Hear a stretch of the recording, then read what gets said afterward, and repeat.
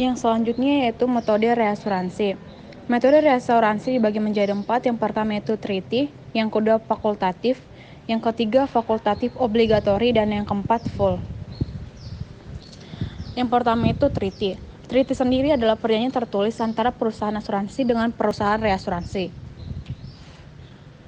Untuk treaty sendiri itu dibagi menjadi dua, yaitu treaty proporsional dan treaty non proporsional. Selanjutnya itu treaty proporsional dibagi juga menjadi dua, yaitu quota share dan surplus treaty.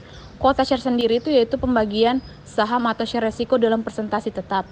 Sedangkan surplus treaty itu reasuransi, di mana perusahaan reasuransi menanggung kelebihan resiko atas resiko sendiri atau on retention dari perusahaan asuransi. Sedangkan treaty non proporsional ada 3. Yang pertama itu excess of loss, di mana perusahaan reasuransi hanya akan terlibat dalam suatu kerugian jika jumlah kerugian melebihi jumlah yang ditahan.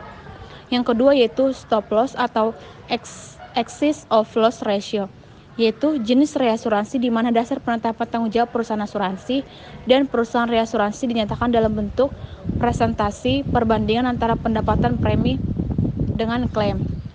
Yang ketiga yaitu aggregate excess of loss, yaitu jenis reasuransi di mana hanya perusahaan asuransi yang menentukan besarnya jumlah seluruh kerugian. Selanjutnya metode reasuransi yaitu fakultatif.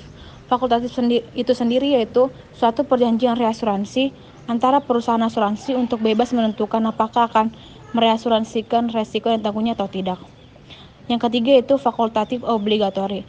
Fakultatif obligatori itu sendiri itu merupakan perjanjian reasuransi di mana perusahaan asuransi bebas menentukan apakah akan mereasuransikan resiko yang tangguhnya atau tidak, dan jika direasuransikan maka perusahaan reasuransi wajib menerima bagian resiko yang direasuransikan kepadanya selama hal tersebut memenuhi syarat dan ketentuan. Dan yang terakhir yaitu POL.